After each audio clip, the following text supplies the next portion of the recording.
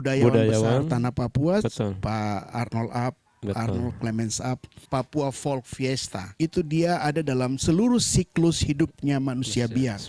Contoh saya bikin film, orang hina kiri kanan.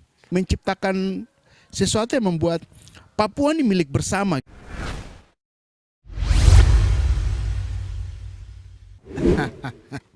Bagaimana kakak? Selamat sore, Yam. Selamat sore Aduh, kakak Habel. senang sekali bisa Iya. ketemu dengan kau hari ini nih, luar biasa. Lama sekali, 2010 sampai 2014 kayaknya. Benar Di Jakarta sekali. itu kakak. Iya. Waktu itu masih main-main di tim. Taman Ismail Marzuki. Iya, tapi luar biasa hari ini bisa ketemu kau. Yap. Ya. Saya dengar-dengar cerita saja banyak hal yang kau sudah mulai kerja yang Itu sudah kakak. saya pikir itu luar biasa karena Iya. itu proses yang harus kita bisa lewati, toh. Iya. Sehingga kita ada di titik itu. Wah, luar biasa sekali. Tapi saya juga dengar kakak setelah Jakarta itu balik ke Jayapura dulu atau kemana lagi? Saya waktu itu dari Jakarta sempat berapa waktu di Iya. Waropen, Iya. baru Nah, saya itu dia. masuk Jayapura. Makanya saya juga dengar-dengar saya bilang, kakak aktif lagi kan, maksudnya berkesenian terus sih, tapi maksudnya kan sempat hilang kontak tuh. Betul sekali. Terus kakak rencana bikin apa ini? Nah, itu yang saya kemarin dengar-dengar kan ada apa ya, ide gagasan yang menarik yang kita sempat diskusi, tapi saya pikir mungkin hari ini kakak ketemu bisa bahas itu. Oh betul, iya. Barang itu memang tuh cerita Ya, lama. ya. Iya, sebenarnya ya seperti yang pernah tuh cerita tuh. Iya. Kita di Papua rata-rata, bukan hanya di Jayapura ya. Di Papua rata-rata kita banyak teman-teman yang berkarya, berkreasi, tetapi ruang untuk kreativitas mereka tuh dia tidak begitu banyak. Oke, Contoh sepakat. event-event yang ada di Papua ini tidak terlalu banyak. Kalaupun ada sporadis dan hanya Betul. kecil-kecil ya.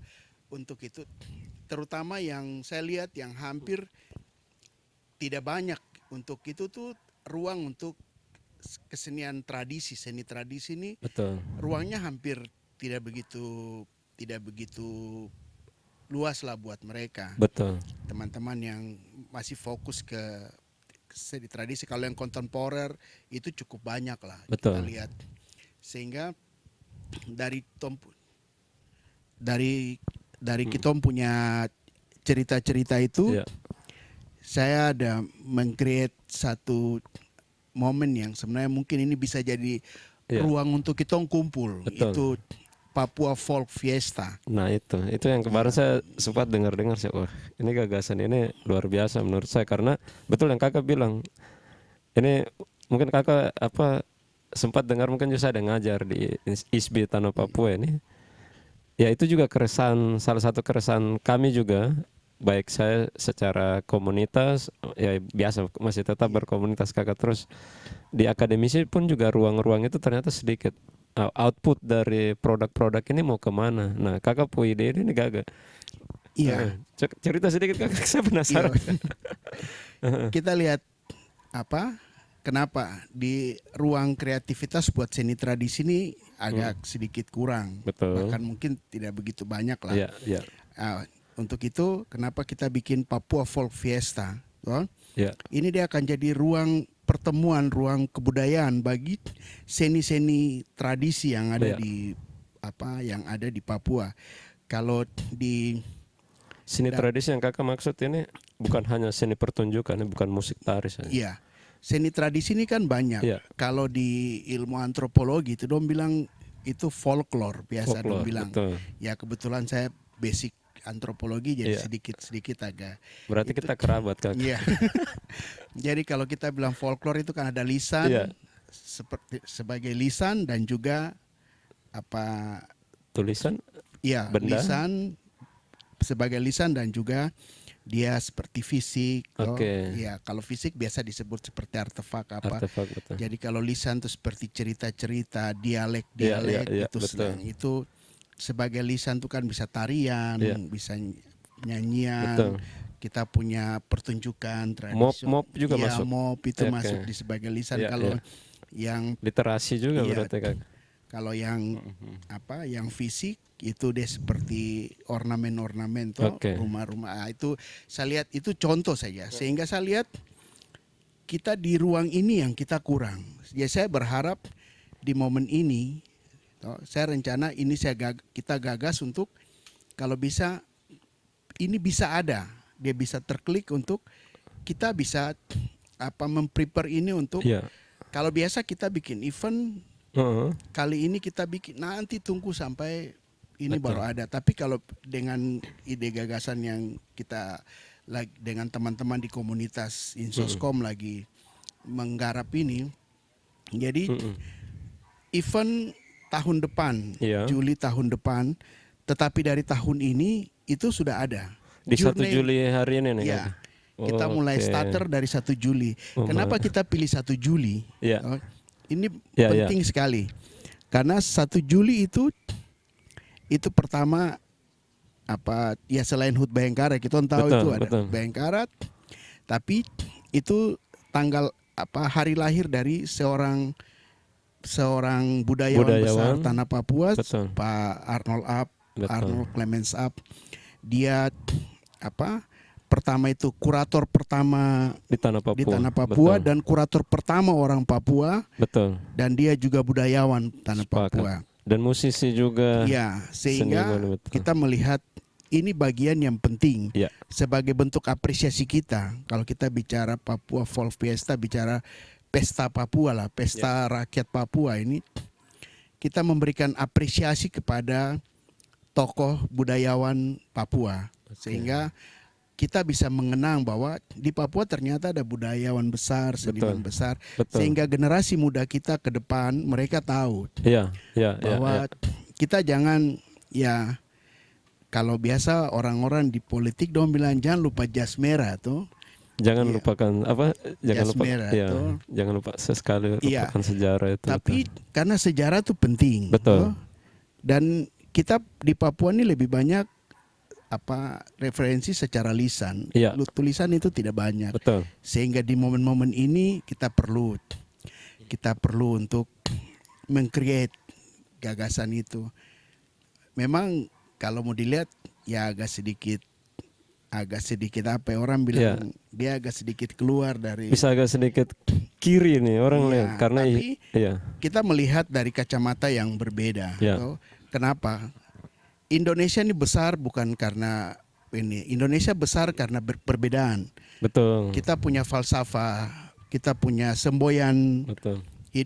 semboyan hidup bangsa Indonesia ini kan Bhinneka Tunggal Ika. Sepakat. Berbeda-beda tetapi tetap satu. Nah, ini perbedaan ini bukan berarti menjadi ancaman buat Ya, kita, tapi ya. perbedaan itu menjadi kekuatan yang dahsyat Sepakat. yang harusnya kita meng-create ini secara baik sehingga itu dia menjadi satu legacy yang bisa kita tinggalkan buat generasi kita. Sepakat. Sehingga kita akan ibarat kalau kita bicara kita bicara sebagai bangsa Indonesia, sebagai anak negeri ini, Iya. kita tidak malu gitu. Betul. Kita tidak kita bangga. Iya, Toh, iya. Kita bangga sebagai anak Indonesia, kita bangga sebagai generasi muda Papua karena kita punya budaya, kita punya histori, kita punya hal yang bisa kita tinggalkan buat generasi ke depan. Iya, jadi kakak tadi menarik tuh setelah mendengar gagasan itu sebelum kita diskusi nih kakak kan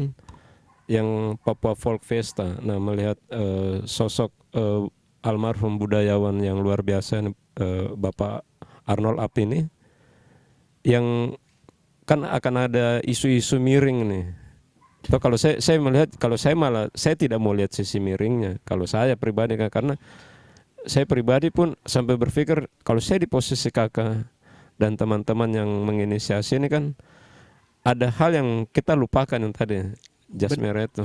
Jadi saya pikir tuh kenapa kita selalu melihatnya dari kacamata yang terlalu sempit, padahal sebenarnya sosok beliau ini kita seniman, saya bilang saya seniman walaupun tidak asli Papua, tapi saya pun lahir besar mendengar lagu-lagu beliau di radio, di dulu belum ada VCD dan lain-lain, jadi tape itu masih tidak asing sekali di lagu-lagu. Betul sekali. Orang tahu apa, kadang orang melihat Arno Lap dari sisi ya terutama sampai di akhir hayat dia tuh dia pergi dengan mungkin dengan cara begitu karena ada penilaian yang lain. Betul. Tapi kalau saya pribadi tidak melihat bagian itu karena Sama. itu urusannya negara, bukan urusannya kita. Betul. Itu urusannya negara. Negara punya alasan untuk melakukan sesuatu, pasti dia punya alasan. Betul. Itu satu. Betul.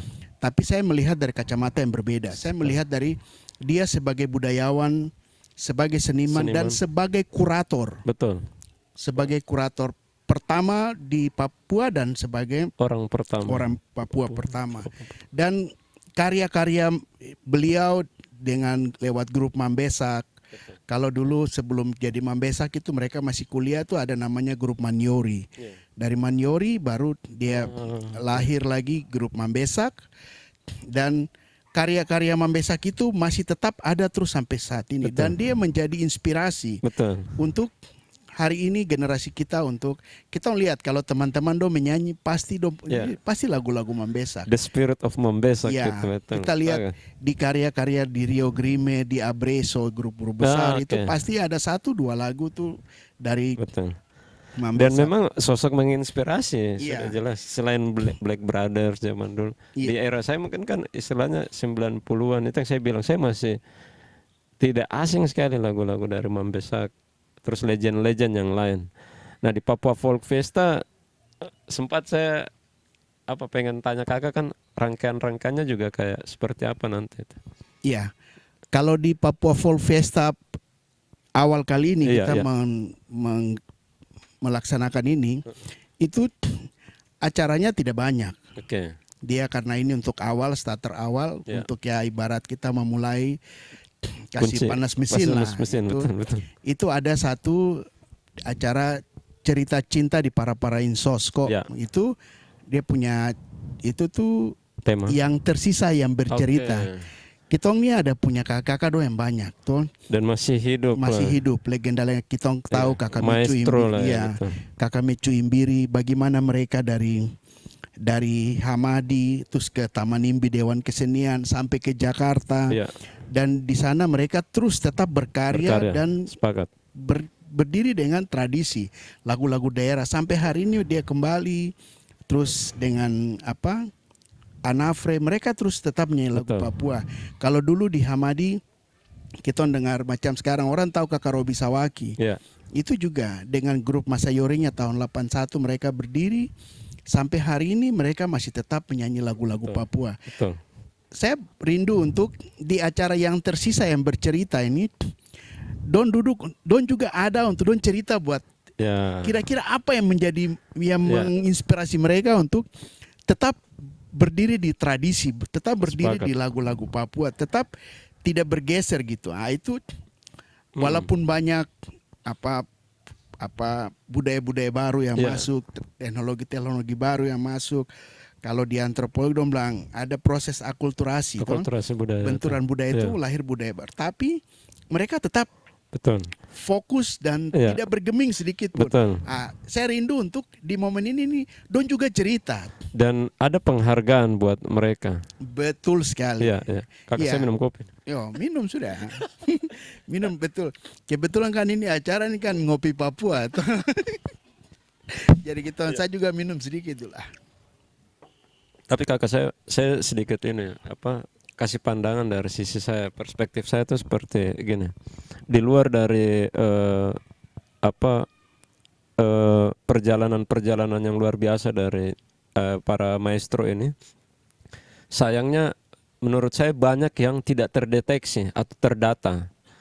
Papua berdiri beberapa provinsi ini kan, menurut saya pentingnya pendataan itu. Karena saya cerita pengalaman, kemarin saya diundang dari Kemendikbud. Mereka lagi coba mendata kembali pelaku-pelaku seni pertunjukan. Karena kemarin dari direktur media dan film itu, musik dan film. Nah, jadi saya kebayang itu bahwa perlunya database. Karena kemarin ada juga saya baca program Kemendikbud itu salah satunya untuk penghargaan kebudayaan. Jadi siapa lagi yang mau diusulkan. Nah, Ya. jadi saya pikir kan dengan momen-momen Papua Folk Fiesta ini kan bisa jadi sebuah basis data besar nanti ke depan.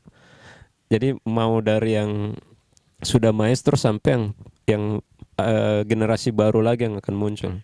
Betul sekali. Iya. Kita sampai hari ini di Papua terutama, kalau kita lihat di Jakarta, di Jawa, itu banyak ada penghargaan-penghargaan yang diberikan buat kita punya seniman.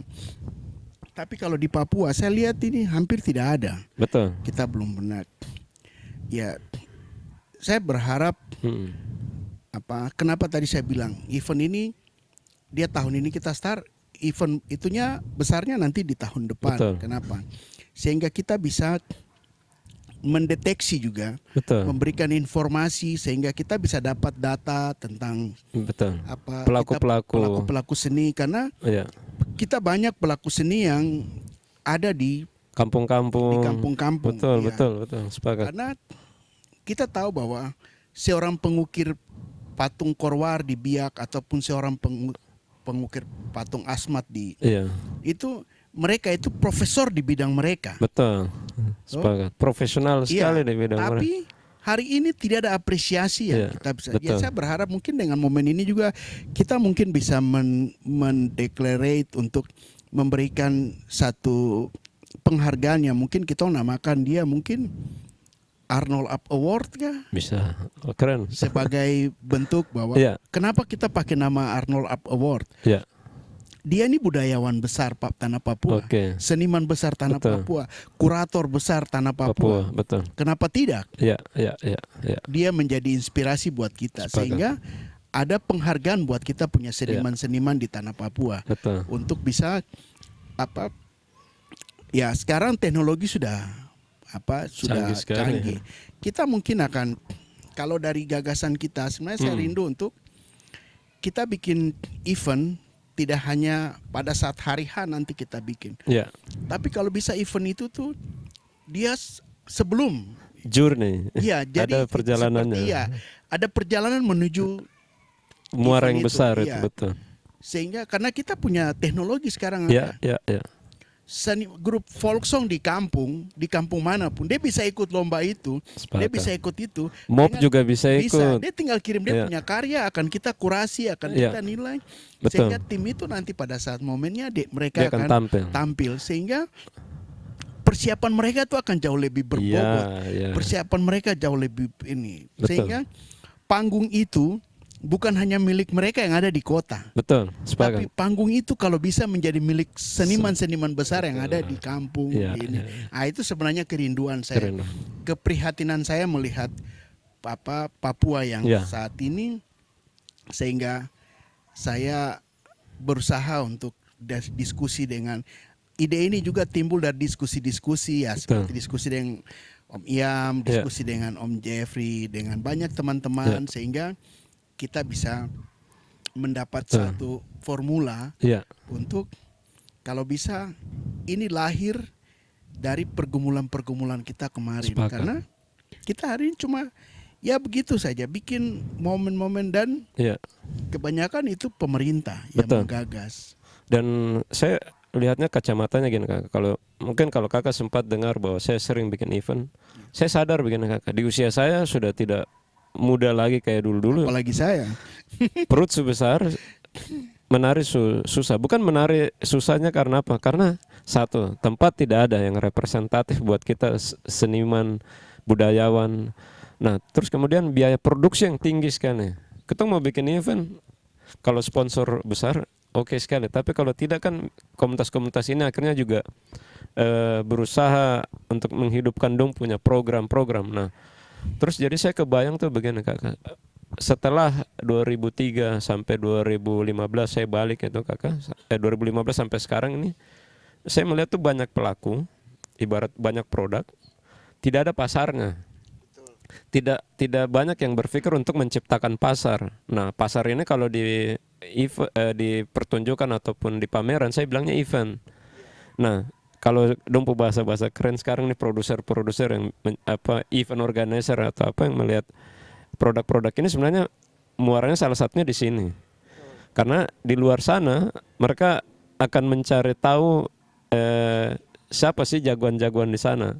Nah, makanya saya bilang teknologi ini dia sudah sangat memudahkan. Dulu kan kita harus pergi ikut audisi lomba Betul yang di sekali. TV, itu syukur-syukur kalau menang. Kalau sekarang kan tidak perlu kita ke Jakarta, kita tidak perlu ke Jawa, kita cukup bikin video, kita bisa diterima karya, dan apalagi kalau viral kan dong deteksi cepat. Nah itu kan yang terjadi berapa tahun belakangan ini. Maka saya pikir bagaimana sekarang mindsetnya adalah orang yang kadang dia tidak punya basic menari bagus, tapi dia punya manajemen yang baik. Betul Itu dia sekali. bisa menjadi produser supaya semua ini hidup nih, pelaku ekosistemnya. Betul sekali, Om Yam. Iya. Ini juga menjadi kegelisahan Betul. kita, terutama saya. Kalau ya apalagi kok saya sudah bisa menari, apalagi saya. Yo, kalau saya dulu kita di Iya. dari saya kenapa ini kepada roll up. Saya dari kecil masih SD itu Iya. saya suka ikut-ikut mereka di Loka Budaya di museum. Oke. Dulu di kampus di Uncen itu ada di samping kampus FISIP itu ada domla asrama panggung. Oke. Iya itu dong sebagian dulu ada personel Mambesa kan, dan saya kebetulan sehingga itu terus sampai tahun 81 gabung dengan Masayori Group Hamadi. Betul. Kita terus menyanyi Iya. dan kita banyak menyemarakan juga musik lagu-lagu daerah Papua di tanah Papua, memberikan referensi untuk grup-grup Yospan yang ada di Jayapura, memberikan itu. Hanya ya kemari-kemari kan tidak mungkin lagi. Bukan tidak mungkin dalam arti apa, tapi kita berpikir bahwa tidak mungkin kita terus di situ. Kita harus berpikir bagaimana menciptakan ruang untuk itu. Dan yang kedua, kalau kita lihat hari ini kota Jayapura, Kabupaten Jayapura, hari ini yang kita punya di kota ini hanya jasa. Kita kalau bicara kota dagang dan jasa, betul.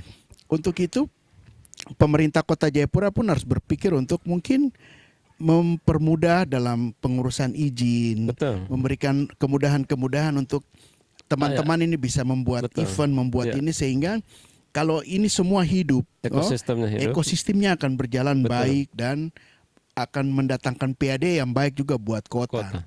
Kalau PAD ini baik akan berdampak ke APBD kota dan lain sebagainya. Nah, itu. Tapi yang paling penting sekali itu bagaimana kita bisa menciptakan ruang-ruang itu. Ruang ini yang agak susah.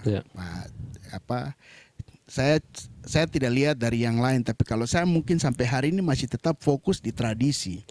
Ya mungkin karena saya dulu di Masayori, terus ke antropologi, dan ini masih tetap di ini, sehingga saya masih tetap merasa penting untuk bicara dari seni tradisi, karena itu dia menjadi basic, menjadi fondasi untuk ya hari ini banyak jenis-jenis musik, genre musik yang baru. Kita bicara dari jenis musik, seni musik itu kan banyak, ada reggae, ada hip hop, ada ini banyak. Kita tidak bisa menutup mata untuk bagian itu. Tetapi kita harus memberikan referensi yang baik sehingga orang bisa saja menyanyi war dengan gaya hip hop, menyanyi munaba atau menyanyi mandohi, lagu-lagu Papua, tapi dengan gaya style hip hop ataupun reggae atau apa, itu kan cuma genre musik. Mereka bisa, tapi mereka tidak meninggalkan basic mereka. Fondasinya nih yang kita harus kita perkuat. Untuk itu harus ada ruang untuk hal-hal itu juga. Kita memberikan itu supaya, karena di kampung kita kan hari ini kalau contoh kita menyanyi paling lagu-lagu yang itu saja, Tapi kalau kita lihat ada momen-momen tertentu orang dari kampung mereka datang dengan lagu yang ternyata lagu itu bagus, tarian itu bagus, gerak ini bagus. Jadi semua unsur itu akan terbantu untuk kita seniman-seniman yang masih tetap berkarya itu sih sebenarnya yang menginspirasi saya untuk kerjakan itu. Tapi dan begini juga kakak, yang tadi kita bicara ekosistem ini, menurut saya memang ini yang kita lemah di situ. Bagaimana sekarang semua berkolaborasi. Kalau kita istilahnya, kalau saya juga ada gabung dengan ICCN, Indonesia Creative City Network itu. kami lagi terus menyuarakan terkait ekosistem, ada istilahnya hexahelix, pemerintah, terus swasta, akademisi, komunitas, media, dan agregator. Nah, 6 elemen ini tuh penting sekali berkolaborasi. Selama ini kan kita komunitas jalan sendiri. Betul, yo itu Kita sudah. kasih masuk proposal ke pemerintah, kita tidak dibantu bukan karena don tidak mau bantu kita, tapi kita punya program ini tidak sesuai dengan dong punya program juga, misalnya. Betul. Jadi akhirnya tidak pernah duduk sama-sama, tidak pernah cerita sama-sama. Itu ada program kira-kira di dinas terkait misalnya tentang ini kan dinas ada pariwisata, ketemu baik provinsi, kota, kabupaten pun ada nih. Terus misalnya swasta nih juga banyak nih. Saya event-event kebanyakan akhirnya swasta yang masuk. Karena dulu saya tidak paham kakak, bikin event 2011 itu, dulu saya di Freedom Squad tuh bikin, kita akhirnya swasta yang banyak membantu. Karena ya itu kita tidak paham ternyata itu mata anggarannya cuma untuk misalnya lomba batik misalnya, program batik atau pelatihan batik misalnya, kita tidak tahu. Nah jadi saya pikir ya, Ruang untuk kita kumpul. ego. Ya, Papua Folk Fiesta. Jangan tunggu ini, kita yang pergi kenalan. Iya, betul. Itu saya pikir tadi bagaimana kolaborasi Hexahelix, terus akademisi juga penting juga memberi referensi atau pengetahuan, dan programnya juga bisa bareng nih. Jadi penguatan program juga itu bisa lebih kuat. Betul. Ini satu hal yang sebenarnya kurang di kita. Betul. Kita kadang-kadang kita punya ide, kita punya gagasan, tapi itu bikin dari kacamata kita, Betul. perspektif kita. Pemerintah punya kerinduan mau bantu. Mereka bukan tidak ini, mereka punya program banyak. Betul. Tapi kadang-kadang karena kita tidak sinkron. Kita tidak sinkron dengan program, betul. Untuk itu kita perlu sering, ya kalau mau tunggu don datang akan susah. Mungkin kita perlu ajak ngopi saja. Ya, mungkin ajak ngopi, toh. Sekarang kan lagi marak toh, Ya, ajak betul. ngopi saja. Seperti acara ini juga ngopi Papua atau ngobrol pikiran inspirasi. Ya. Tapi seperti itu sehingga kita harus dong bilang kalau sekarang dong istilah keren-keren itu dong istilah itu menjemput bola kayaknya. Padahal itu bukan di lapangan bola tapi dong istilah yang dong bisa pakai ya. Kita mesti perlu sering sering kesana cerita-cerita seperti ke dinas kebudayaan, pariwisata, kan? Karena saya pikir mereka pun welcome pasti di saat kita datang karena kita membantu mereka, mereka juga membantu kita, sehingga waktu kegiatan yang kita bikin terkoneksi dengan programnya mereka. Sepakat. Sehingga, sekarang ini kan kita bikin tak salah nih bukan karena tong pakai uang, tapi kadang-kadang salah di administrasi orang juga bisa. Betul. Tapi itu sebenarnya dari semua perjalanan panjang itu, saya pikir yang paling penting itu kita harus bisa kasih tinggal tompu ego dan kita harus bisa berkolaborasi. Sepakat, Macam sekarang kita dari Insoskom bisa. Saya juga mau bilang kakak sebelum kakak lanjut, saya jujur karena ide itu yang kakak kita ketemu sekali waktu, saya pengen sekali terlibat. Apa yang bisa saya support dari kami dari Indonesia Art Movement ini, ketemu komunitas bisa support Papua Folk Fiesta ini kakak. Iya. Kalau mau bilang support, terima kasih. Pertama saya terima kasih sekali sama Tuhan karena bisa pertemukan saya dengan orang-orang. Tong ketemu lama kan? Iya.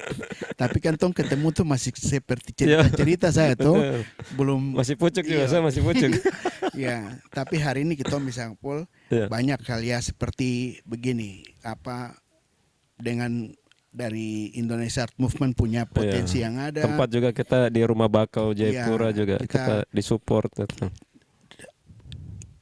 Indonesia Art Movement punya potensi, punya resort yang baik yang bisa kita kolaborasi untuk seperti begini di podcast ataupun di medsos sesuai dengan kalau kita semangat dari Insoskom itu kan memanfaatkan media teknologi dan informasi untuk kita mengkampen karena konsep kita tuh social entrepreneur sehingga kita walaupun bicara event bicara apa tapi kegiatan-kegiatan sosialnya tidak kita kita tidak tinggalkan. Ya seperti kalau hari ini kita juga disupport dari Rumah Bakau. Kita bisa dulu cerita di sini. Cerita ngopi di sini. Iya, bisa ngopi-ngopi, bisa cerita. Ini kan bagian dari kolaborasi, bagian dari teman-teman bisa membuka diri untuk kita sama-sama gas ini tuh. dari tidak ada menjadi ada. Amin. No? Siap. Kalau saya pernah dengar Pak Jeff dulu biasa dia suka menyanyi lagu ada terada terapa-apa yo, jadi ada terada terapa-apa yang penting toh bisa jalan, toh ada kopi, ada eksekusi. Iya, pokoknya intinya sekarang ada yang kita bisa mulai.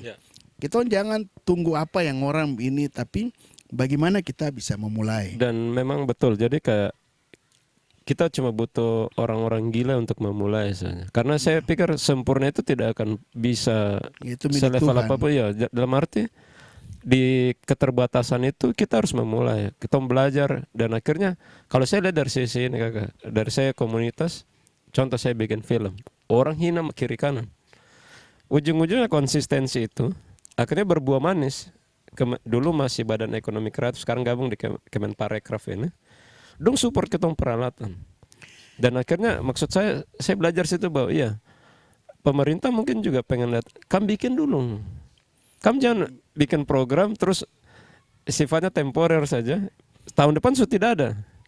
Betul. Jadi saya pikir ya harapan saya juga kakak Pivan atau siapapun yang produser-produser di tanah Papua nanti akan lahir banyak. Dan ya sampai kemarin saya bawa satu materi juga, ketemu dari Dinas Pariwisata Provinsi ajak saya bawa satu materi terkait bagaimana mengembangkan itu pengembangan subsektor seni pertunjukan. Karena saya di seni pertunjukan, saya bilang salah satunya adalah event itu. Makanya saya berharap akan banyak muncul produser-produser muda. Betul. Yang dimana pelaku-pelaku ini bisa dibawa ke panggung itu sehingga dikemas dengan baik dengan dokumentasi yang baik, akhirnya tersebar mau ke nasional sampai internasional, yang dimana orang-orang ini harus muncul. Nah itu yang saya pengen juga, kayak ayo kakak kita jalan, kita munculkan produser-produser, bukan hanya pelaku di atas panggung, tapi orang belakang panggung juga harus ada. Betul, karena orang di depan panggung bisa menyanyi hebat, bisa perform hebat, itu juga disupport oleh orang-orang di belakang panggung. Betul, sepakat. Dan justru orang di belakang panggung ini tidak kelihatan, Ya. tapi kerja mereka jauh lebih berat daripada orang di atas panggung. Kalau orang di atas panggung paling sebentar berapa menit aja selesai. Sedangkan orang belakang panggung bisa setengah tahun itu dia bikin. Iya. Sehingga itu butuh orang-orang yang punya komitmen yang kuat, butuh orang-orang yang sedikit gila, dan integritasnya juga harus tinggi. Betul. Apalagi dengan di Papua yang kita kalau bikin event di Jawa sponsor banyak, tapi di Papua nih kan orang masih melihat dari mungkin jumlah penduduk, apa orang mau bantu kan banyak. Ada kriteria-kriteria, tapi kita punya catatan-catatan yang butuh orang-orang gila untuk bisa mengerjakan bagian. Dan dampaknya kan event itu jelas, bikin event otomatis kalau skalanya nasional orang luar datang, bandara, hotel, apa semua, sampai masyarakat yang berjualan pun akan kena dampak dari sebuah perayaan atau event itu kan. Betul, itu yang kenapa dari kita punya event ini, kita kan sekarang punya media teknologi nih, toh?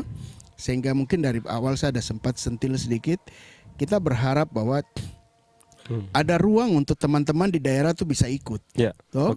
Di pelosok kampung manapun mereka bisa ikut, toh? Mereka bisa ini, sehingga pada saat event ini kita gelar yang pada hari hanya, itu menjadi ruang pertemuan untuk mengkolaborasikan ide, gagasan, kreativitas kita di panggung itu. Jadi Papua Folk Fiesta ini bukan milik Insoskom, atau mungkin nanti bukan milik Indonesia Art Movement, bukan milik hanya Dinas Kebudayaan Provinsi Papua atau siapapun, tapi ini menjadi milik semua orang Papua, milik semua seniman Papua, milik terutama seniman tradisi ya. Kenapa penting seniman tradisi kita ini? Karena itu di garis bawah itu. Iya, ini perlu karena mereka tuh menjadi fondasi kita untuk bergerak maju.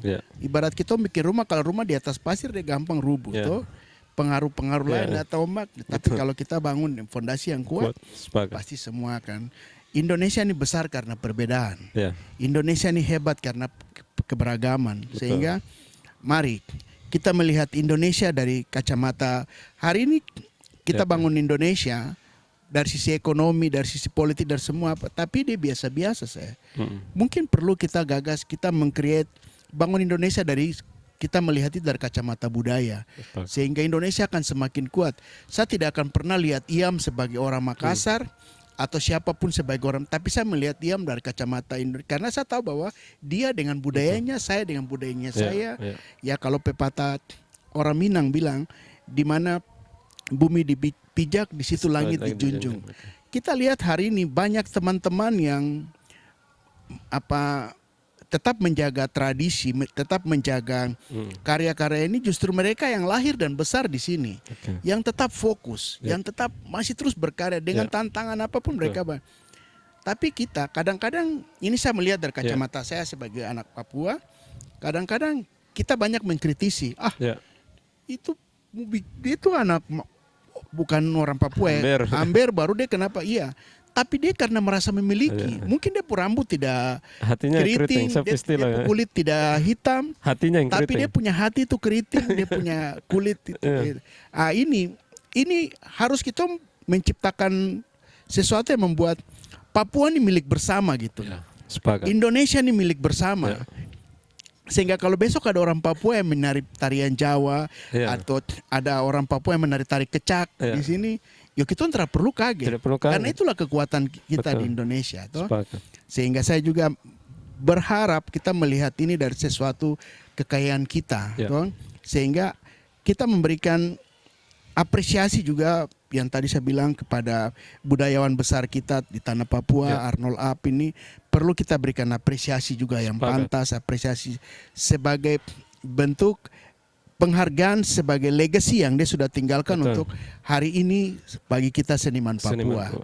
Ya saya berharap untuk ini bisa Tuhan sayang, semua bisa jalan baik, bukan karena saya, bukan karena Iam, bukan karena, tapi ini semua untuk kepentingan kita bersama. Dan saya dan teman-teman yang hadir juga ini kakak tong sudah komitmen. Tadi sebelum mulai ketong juga, tapi saya mau bilang ke kakak dan tim bahwa kita siap support, karena kalau istilah saya kutip juga dari senior saya di lingkungan, almarhum juga Bapak Freddy Wanda, dia bilang ini wujud cinta dia terhadap Papua. Jadi ucapan terima kasih dia tuh dengan apa yang dia bisa bikin. Betul. Jadi saya misalnya di seni budaya yang saya pelajari yang layar besar di sini sampai sekarang, ya hal-hal ini yang bisa kami buat, dan itulah wujud cinta kami seperti itu kakak buat tanah Papua sendiri. Betul. Kalau saya boleh bilang, hari ini kita tidak bisa berdiri di ego kita. Kita tidak bisa. Apapun yang akan terjadi di depan itu urusan Tuhan. Tetapi hari ini kita perlu mempersiapkan diri kita untuk menghadapi peluang yang ada di depan. Kita bisa jemput atau orang lain yang nanti jemput dari kita. Dan tong langsung kasih gol. Iya. Sehingga itu menjadi penting. Kalau tema kita dalam menggagas kita punya agenda kita tadi, kalau bahasa Waropen dong bilang takai womonga na fimbo pero. Itu berarti macam dong bilang kalau kami tidak menyanyi kami akan mati. Atau menyanyi untuk hidup. Dulu Mambesak Kakak Arnold juga dia punya filosofi itu, dia bilang Ngowor Baido Naringgomar. Filosofi orang Biak. Iya, seperti begitu. Kalau tadi saya kasih tahu takai womonga na fimbo pero. Itu bicara tentang filosofi hidup. Jadi menyanyi untuk hidup. Orang Papua tuh dia kerja mengukir patung, dia kerja bikin perahu, ataupun dia dayung untuk mancing, pasti dia sambil menyanyi. Dia tidak pernah diam. Karena apa? Sebenarnya kalau menurut saya, sorry kakak, jadi sebenarnya dari proses dari dalam perut itu sampai mati semua seni itu, nyanyi itu. Betul sekali. Kalau di Biak itu dong bilang seluruh war itu dia ada dalam seluruh siklus hidupnya manusia Biak. Mulai dari dia masih dalam perut, lahir, tikam telinga, gunting rambut, sampai dia inisiasi dia masuk ke masa remaja, dia dewasa, sampai dia menikah, sampai dia mati. Itu dalam siklus hidup itu manusia Biak itu ada dalam tradisi war. Luar biasa. Itu yang mari kita Siap sama-sama kakak. Saya kerja, siap dan tim siap. kita sama-sama berkolaborasi Siap. untuk Papua yang jauh lebih baik, Amin. untuk Indonesia yang lebih kuat, Siap. Indonesia yang lebih besar. Toh. Kita tinggalkan tompo ego, Ya. kita mari menatap masa depan yang ada di depan kita. Siap kakak. Saya ini pegang tangan berarti saya siap bantu. Amin, terima Oke, terima kasih. Oke kakak. Berarti nanti tong ngopi berikutnya lagi. Sip, nanti kita ngopi. Saya juga rindu mungkin kalau ngopi berikut tong ngajakan lain lagi. Siap cerita. kakak. Oke. Oke. Terima kasih banyak Terima kasih kakak. buat sekali. Sampai ketemu. Baik. Masih baregna baik